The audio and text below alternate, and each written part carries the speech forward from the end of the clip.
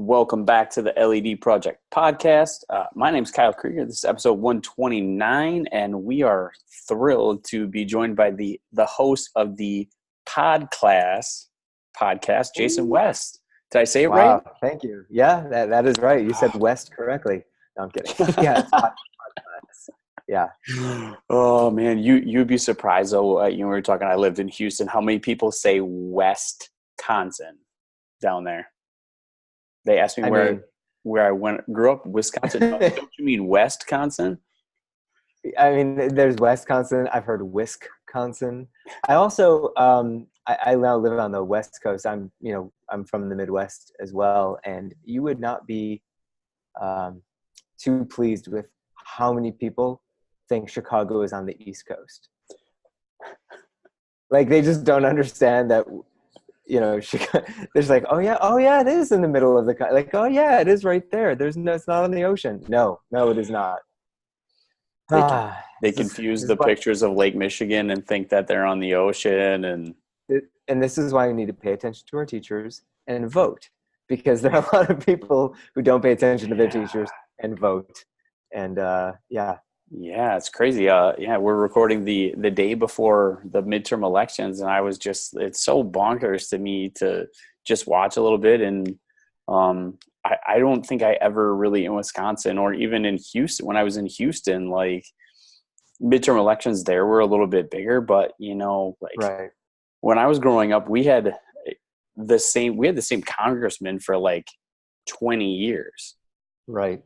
And now it's just, and Wisconsin has voted the same way for the last 40 years, except in this last election. And so Everyone's like, oh, it's a foregone conclusion. And now I think everyone's really invested because they're like, hey, remember last time? Yeah. At least we learned. Yeah. We learned. Yeah. That's okay. So yeah, man, this is a great politics podcast you got going on. We could talk. We've been talking. I think. Well, let's go off script then, because more and more, I'm realizing, and people are saying, like, education is political. Like, being a teacher is political, and I never really realized it until a couple years ago. So it's changing demographics, right? The largest school districts in the country are comprised of 70 to 80% students of color. Right. And the big issue is that in those same districts, the teaching force is comprised of 70 to 80% white teachers. Right. So it becomes a really touchy political thing because there is a lack of connectivity between cultures. And there are some people who make an effort to reach and empathize and sympathize and learn and ask questions with good intentions. And then there are other teachers who will say, these kids or those kids. And it becomes really, and then it does become really political. Oh, I remember, and I know I've said at times these kids or those kids or them, which was, because when I moved from Wisconsin to Houston, I taught in a school that was 91% Hispanic, 9% African American. That was it. I mean, I bet in 7 years, I bet I could count the white kids I had on two hands. Oh, I taught in a district for 6 years. The answer is one white student. And it was always like, oh, there she is. Yeah. And again, it's not to say, one way is better than the other, but, we're fooling ourselves if we don't think that segregation is still a thing going on in our schools. Yeah. And what part of Chicago did you grow up in? I grew up just outside of the city, in a city called Arlington Heights, which is, it's even less cool than it sounds, which is not at all. Right. But it's just a lot of flat field. So, assuming grew up in a predominantly white school, predominantly white neighborhood? No, I was of poverty as a kid. I was the white student, or not the white student. Let me rephrase that, because I was the white kid in my apartment, but I went to I was I don't know how you would phrase it. I was a scholarship kid at a private school. I was the Oh. scholarship kid at a private school. So Mm. that was a really, interesting upbringing. I'm of poverty. They are all of affluence, all white, and I'm here with my discount jeans, and they're there with the a Rolex watch, and it's like you're in fourth grade and you have a Rolex watch. Okay. Gosh, so what was that dichotomy like? I mean, because you're learning as a kid on both ends of the spectrum. I mean, I also, I was the first one. Ultimately, I was the first one in my family to go to college. Uh, I my mom, I was in a single, parent family. My mom worked two jobs. I saw her every now and again during the day. Like I would see her usually right around bedtime, sometimes around dinner time. So I was just I kind of floated through, and I was one of those kids, right? I was one of those kids that had all this potential. The teachers would go crazy, and once in a while I would reveal my abilities, and then I would just sort of zone out, not do anything else. And that's the karmic retribution is that now I work with those kids, and that's going to be my career the rest of my life. Is that I get to work with kids who are just like me, and it's like, oh, now I see what I did to them. Right. Those poor adults.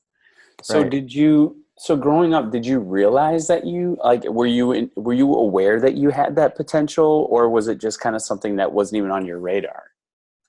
I mean, I think deep down I knew that I had the potential, but low self-esteem, you just kind of like, no, I don't really have that. I can't do this. I can't do that. I certainly had a fixed mindset. I didn't have a growth mindset. That's for sure. Um, and I was too busy focusing on trying to get out of doing work than paying attention to my own ability to be able to do it. Like I Right. came up with all sorts of clever ways to get out of doing work, or at least I thought they were clever at the time. As I look back, they're probably not so clever. Right. I mean, but it's just like it's so strange for me to think, like trying to think back, because school was never hard for me. Like, but then I went to college, and when I wasn't like Right. micromanaged by my parents, I had my first year, I had like a 2.5. Oh, yeah, yeah, So yeah. I was one of those where I was smart, but then once I was like kind of given free reign to make my own choices, and I worked my way back. I had like a 3.2 Sure. or a 3.3, which wasn't, I mean, it didn't matter, but Where did you go to university? I went to Winona State University, which is in the southeast corner of Minnesota. Mm. The uh, the Fighting Winona Riders. Is that what it would be? No, you know what the funny thing is? It'd be She's great actually if that was her from there. mascot. She just shows No, up. no, but she's actually from there. That's how she got the name Winona. Wow. The Yeah, things you learn. yeah, yeah, You yeah. make a dumb joke and you actually end up learning something. This is why you should always make friends with teachers, because no matter what, they will Oh, end up teaching you something. oh, It's yeah. funny though, because teachers typically get into the profession because they liked school. And so one of the reasons why I always kind of felt like an outsider in education, because I never liked school. Right. It's kind of weird that I ended up choosing a profession where I would come to school every day, right? Um, but you talk to teachers and you'll find, oh, I was either always really good at school or I liked it. Once in a while, you find someone who's like, yeah, I don't know why I'm here. But usually, you make this long term life decision. It's based on something that you enjoyed. Uh, and here I am shaking my head going, how did I get here? I have no idea. Can you, I mean, I'm interested. So looking back, what were the steps that you kind of took to get to the point where you are? I mean, the reality is I just kind of fell into it. I wanted to be a writer and work in television. And my family was like, all right, but you should have something to sort of fall back on. I said, well, I always really like, kids and working with kids. And, I worked at day camps and, summer camps every Right. summer. I would babysit my younger cousins. I was always I just kind of had like a natural ability with kids. So I was like, well, that could be my backup. So then I got my degree in education, flew out to LA, started working in television, got a job as a writer. The writer's strike happened. No longer had a job as a writer. Went to another show to work as a writer, but not as like a classified writer. Like I worked for the E! News Network, E! Entertainment, and I wrote for them. And this was around 2007 going into 2008. And then the economy just sort of bottomed out. Well, not sort of, it completely bottomed out. And I lost that job. And I was like, wow, I need to have something that's a little more stable until, the writer's strike ends and the economy normalizes. So I went and I was long-term subbing. And that was just kind of it. I've had a lot of close calls going back to the writing thing, but ultimately, after the last presidential election, I kind of thought to myself, I can either go back to TV or I can go full force into teaching.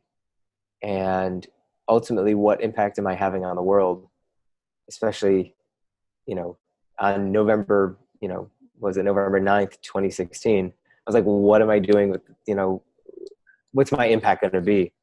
And so that was kind of when I just went full force into teaching. And people ask me like, oh, when did you realize that you really should be a teacher? I was like, 10 years into my career. Like I was always invested in it and passionate about what I was doing, but I never thought it was, a decade in, I still didn't think that was going to be it. You know what I mean? It kind of hit me one day. It was like, oh, this is going to be it. And this is what I want it to be. And so, yeah, it's just kind of, oh, here I am. I'm somebody who comes to school every day and works with kids. And the irony is that I am the AP coordinator. I was never good enough to take an AP class, And so it's just, the world is a funny place for me, because it's like I come here every day and I see kids who are so much better than I was at school. And then I see kids who are just like me. And my job is to develop relationships and work with them in the same way. And I just think to myself, if my high school self could see me now, I don't know, he'd be so confused. Like, what? Right. Yeah. So that was my monologue as to how I became a teacher. So do you notice like your TV background and the writing, does that kind of shine through in the way you teach? Because that's got to be something that's pretty unique to have that storyline as to how you got to where you are. No, for sure. It it allows me, it gives me a sense of creativity in terms of when you are writing for television, you're thinking, well, how is this thing that's been done a bunch of times, how am I going to make it mine? How is it going to be different? And that's kind of how I approach my lessons. That's how I approach any projects within education. I also cannot do anything without it being fun or funny or engaging. Like, it's just like, it's not me. So like my podcast, right? Like if you go and listen, you realize, oh, it's both educational, but also like a comedy show. Like it can't not be funny. It's not comfortable to me. If I'm earnest for like 5 minutes, it's just like I reflexively have to make a joke because it's too weird. Right. And so that's kind of, how I would approach teaching is just, how is it going to be unique? How is it going to be exciting? And what is a way that I can make it accessible? And really, the best way to make anything accessible is to make fun of it, right? That's why The Daily Show worked for so long. That's why, those YouTube videos where, people are, trying food from different cultures and making hilarious comments on it. It makes all of that so much more accessible because we can all understand what funny is. We might not be able to reproduce it, but we can understand it. So do you have a mix of kind of the kids who were like you in high school versus like the real high flying kids in your classes, or are they kind of segregated? Yeah. Well, so now I don't even have a classroom anymore because I'm the Mm, AP coordinator. So mm, I have a room that has some desks in it so that I can right. have kids come in and do tutoring or have study rooms. But when I had my classroom, you know, in high school, they put kids kind of on a track, right? So they have your gen ed kids and then they have your accelerated students, or they'll have your AP classes. Um, and so it's not as much of a mixture as, you know, frankly, I think it should be, especially in ninth grade. I don't understand. If I could wave a magic wand, I would get rid of every single gen ed and accelerated class in ninth grade. I would just call it all accelerated. Because when you are a ninth grader and you go to high school and you know that there is an accelerated version of your class and you're not in it, I mean, you've now created a narrative for yourself that I'm not smart, or I'm not smart enough, or I am smart enough, I just don't want to try. I don't want to push myself. And if you're one of those accelerated kids, you sit there and you're like, I'm one of the accelerated students. I'm smarter. Or, uh, instead of it being a good thing, you think, oh God, I have to present myself as the smart one and I can't not know. And then there's this other intense pressure that comes with that. Uh, you know, just they're ninth graders, they're kids. I sit here and I Mhm. talk to teachers all the time, and they want to make these hard line decisions on, I won't accept this late work, and this and that, because in the real world, I'm like, look, they're kids. And I think about myself as an 18-year-old, let alone a 14-year-old. Like, oh my God, how about a 25-year-old? Oh. Do you remember Mhm. how Mhm. much you thought you knew at 25, and you're Oh sitting there my like, hey, goodness. I don't know what you're talking about. Oh my goodness.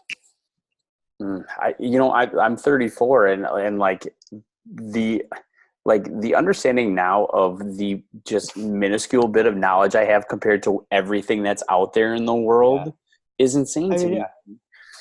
Well, you And also sit there and you think when you're in your 20s, you think, I'm so old, or I'm getting old. And then in your 30s, you look back and you're like, shush, shush, shush, shush. You're barely potty trained. I don't know why you think you're this old. And my fear is that you start becoming old the minute you start saying, instead of going, oh, I'm so old, the minute you start saying, I'm not that old, that's when you're actually getting old. And I'm at right. that phase where I'm like, I'm really not that old. I'm like, uh-oh. Maybe it's the beginning of the end. I'm already, look, Yeah. I'm 37, and I was talking to my wife about this the other day. I was like, I'm 23 years away from being 60. Which seems like an impossibility. There's no way. And yet, 23 years from now, I will be 60 years old. But by that time, 60 will be like the new 40 with You everything know that'll what? be out there. And Here's hoping. And I also look really young, so it's hard when you become when you if you have like a leadership position at school and you're like, hey everyone, I have some ideas, and they're like, are you a senior at this school? Like, how old are you? And I say, well, as long as I'm still immature, I can be as old as I want to be. hmm, do So you that's okay. do you still get I carded can when be you go 16 out still. places? Yes, I not only do I mean, it's happening less, but I would get carded all the time. The worst example, I was 29 years old, and I got carded to see an R-rated movie. They didn't think I was 18, and I was like, I was 29 years old. That's Yeah, awesome. yeah. That's awesome. So it's happening less and less, but that's okay. Students last year, oh, I love this. Last year, we were at homecoming. We had a fair at my high school, and I'm like running a station, but I'm me. I'm a goofball. I'm not dressed like any type of professional in any way. It's a fair anyway, so why would you dress professionally? And I'm just sort of chatting it up with this group of kids, and one of the girls who is a freshman who didn't realize I was a teacher, she goes, "You're pretty cool. Are you a senior?" And I was like thinking to myself, still got it. I'm actually a teacher, whatever. And then I go home, and I tell my wife that story, and she's like, she was hitting on you. And I was like, oh, that is less cool. That is not as cool of a story now. I'm going to stop Right. telling that at dinner parties, but I still tell it anyway. Oh, dude, I mean, and that's, do the kids relate to you more because you do present yourself kind of as you are? Because I feel like there's such a, Yeah. like I had a professor in college who said he didn't wear a wedding ring because he was a college professor, but he also taught at the local high school. Didn't wear a Mhm. wedding ring because his kids didn't need to know whether he was married or not. And Uh, those were the that's kind of things that I was taught in college. that is super weird. Also, that guy was definitely having sex with his TA who didn't know he was married in college. Yeah, that's super weird. I will say this. During the first few years of my career, I was really reticent to share things about myself. Right. Part of it was just the insecurity that I look young and I want them to take me seriously as a teacher. And so, I was trying to be this like professional mystique of teacher. And about like 4 years in, I just started sharing stuff with kids. Not oversharing. That's weird. But I just started sharing things with kids, and all of a sudden, my job just got so much easier and way more fun. Uh, I had so I was teaching middle school, and we have this for middle school students. We have this state testing exam, and it just happened to be on the day that I was going to get married. So I wasn't going to be there for that day. And I had a countdown to the day of the test on the board. And I told my students one day, I was like, oh yeah, and I'm also getting married on the day. And so the countdown became this like really fun thing, like, oh, Mr. West, you're getting married in a month. And I'm like, y'all are taking the state test in a month. But it was a lot of Yeah. sort of back and forth. But there are things that you share. I had my first kid 3 years ago. And again, in a bit of happenstance, my kid was born on the first day of the school year.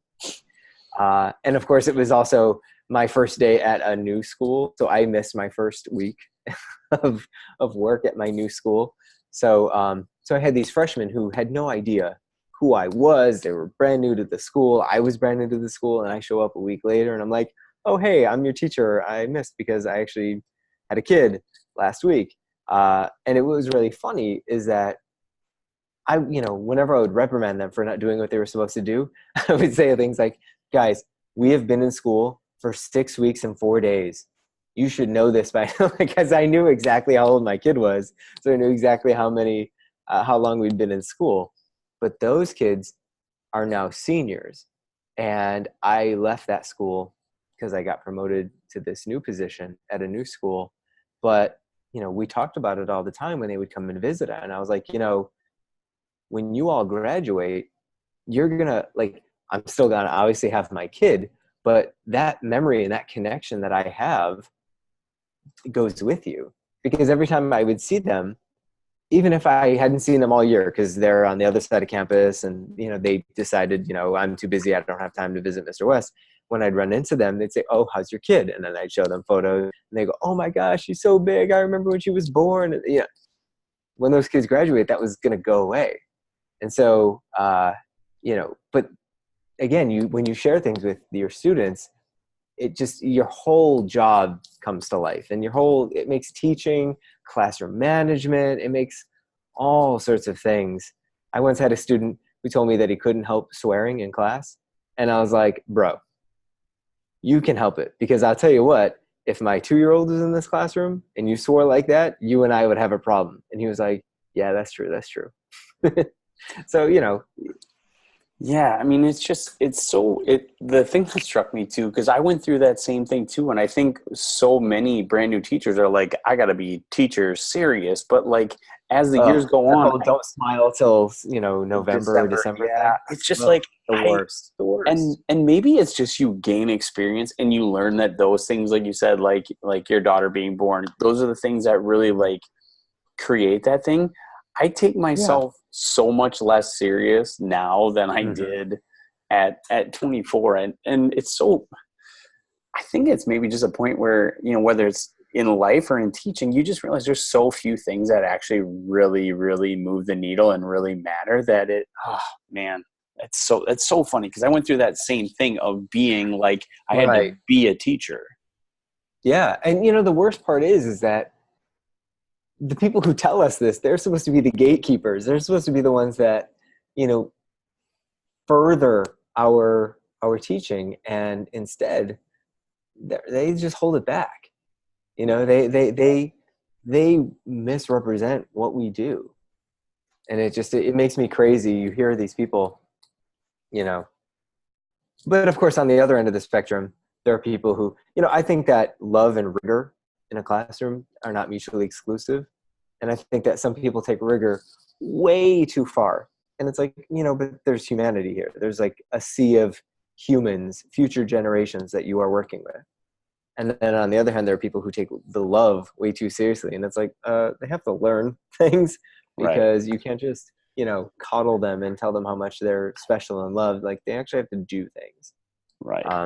So I think it's really, that's why I like what you do with your podcast, because it's like, it's getting those teachers and giving those teachers who have a balance of love and rigor, giving them a voice and projecting them out, so that, people ask me, who is your audience for the podcast? And I first say, well, everyone. But then when I really think about it, the people that I have in my mind when I'm talking are new teachers, because I want them to see and to know, like, this is what you should think about, and this is what you should look at and focus on. Instead you go on, look, Instagram is like the worst thing for new teachers. It makes me crazy, because people, will legitimately post, wow, look at this person's amazing classroom. Think of all the learning that must happen in there. It's like, wait, what?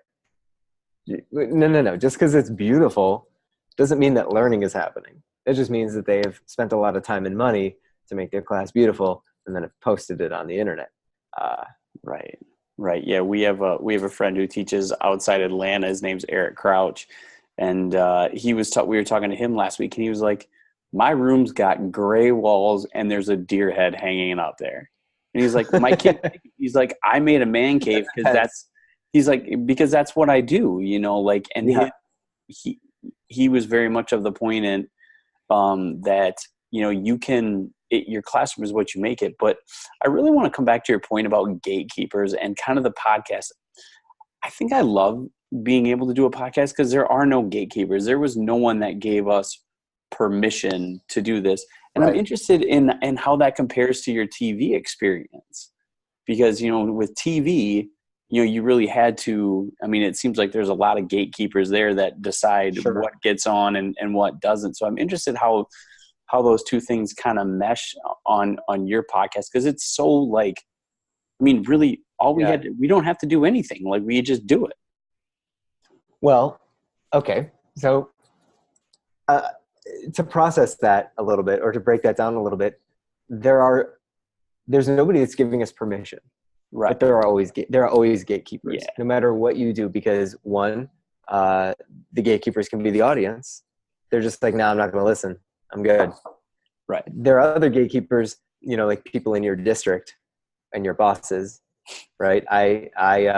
People in my district know about my show, and it is something that I will think about as I write a certain joke when I'm doing my script for the episode, or if I get on a certain topic with a guest, I go, I should maybe edit this out, because this is getting, it's a free flowing conversation, and not all of that is going to sit well with the higher ups in the district.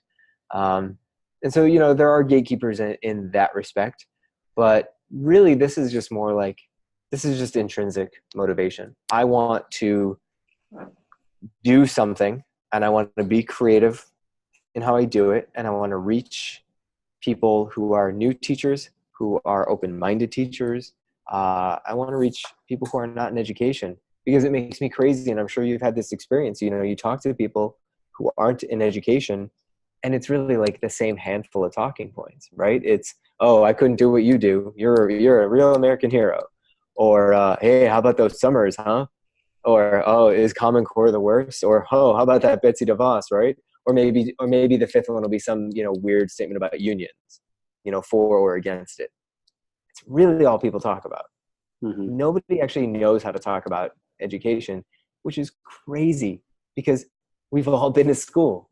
We've all been students, right? Like we should have some sort, and also we depend on education more than almost any other industry out there. I would say education is the foundation of all other industries. And so you could say that we depend on it more than all industries. But I mean, the reality is we need education to create doctors, but we need doctors. Like we need them, right? So, but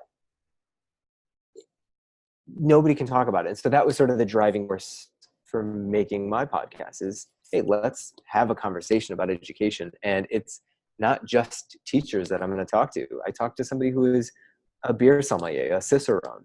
And you say, well, how does, beer connect with, education apart from the obvious, like we all have some drinks after work kind of thing.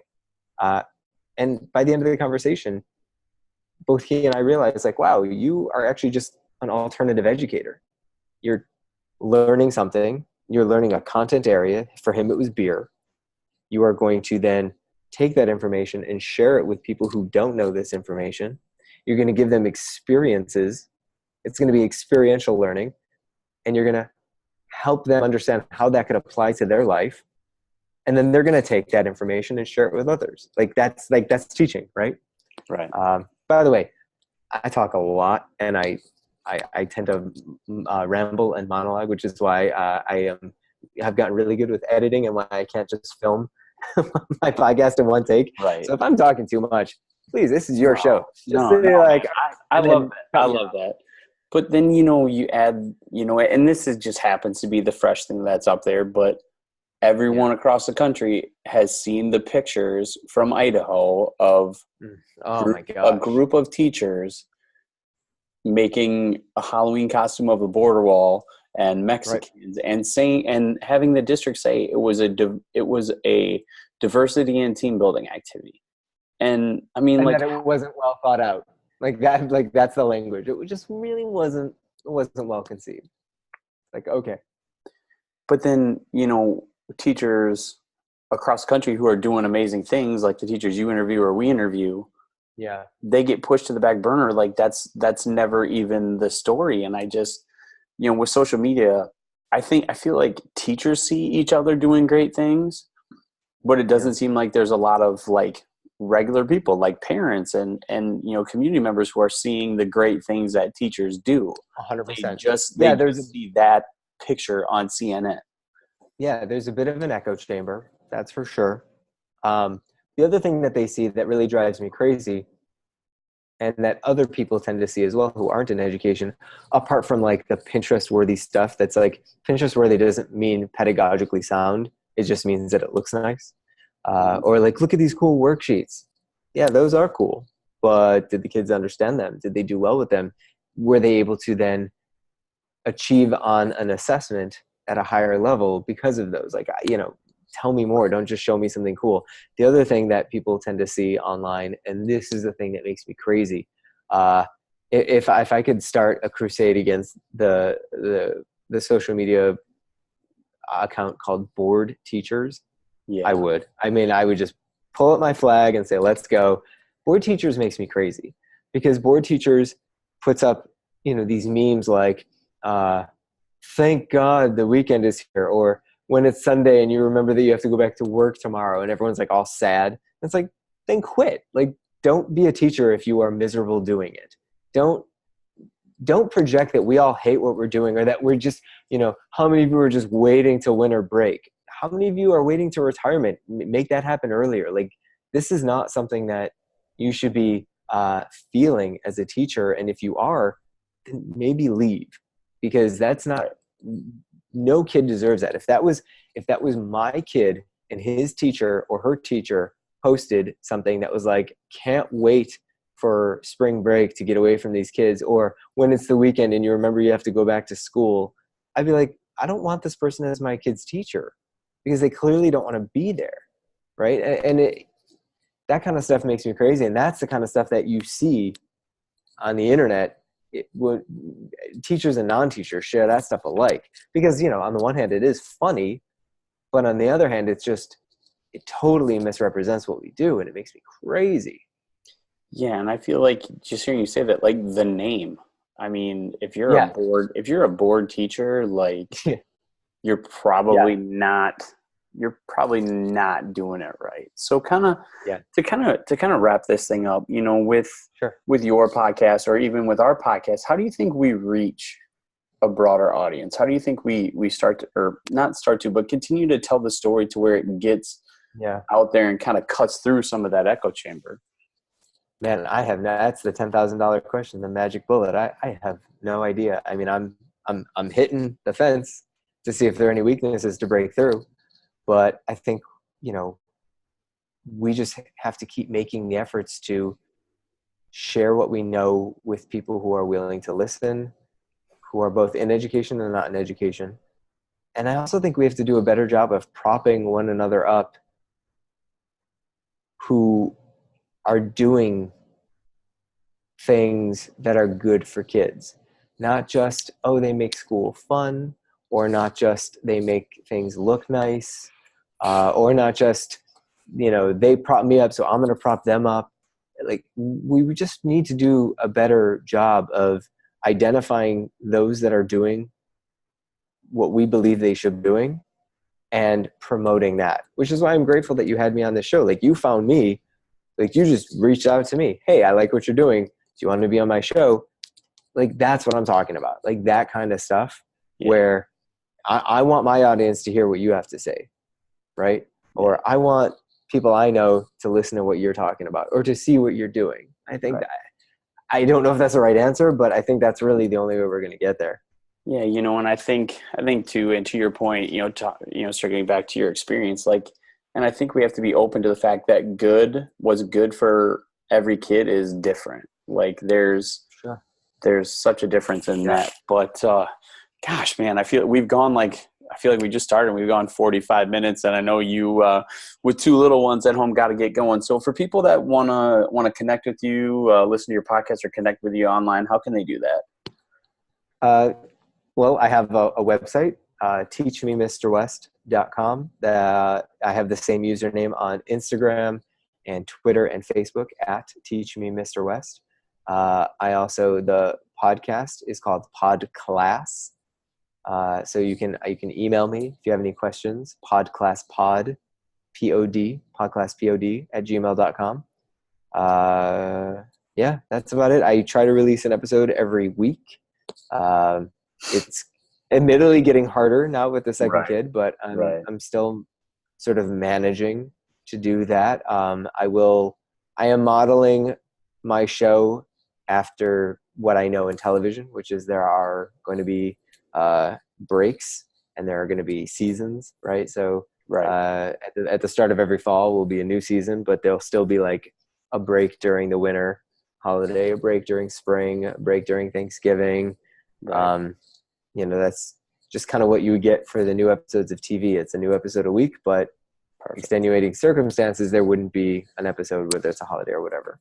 Awesome, man. Well, like I said, super appreciate your time. Glad we could connect. And like I said, if you ever got anything you ever want to come, you're not getting out, you want to get out on our podcast, man, you're more than welcome anytime. Thanks, man. Yeah, no, this is really fun. I feel like I monologued for 99% of it, but that's okay. Hey. Definitely want to come back. Definitely want to have you on my show, though. Yeah. How about that? We'll do a home and away, right? A home and away. Yeah. And I'll connect you with my co-host, Wilkie, you know, because you and him can talk. He's in a doctoral program, and that's kind of his thing. Like, oh, man, they are trying to rope me into that right now.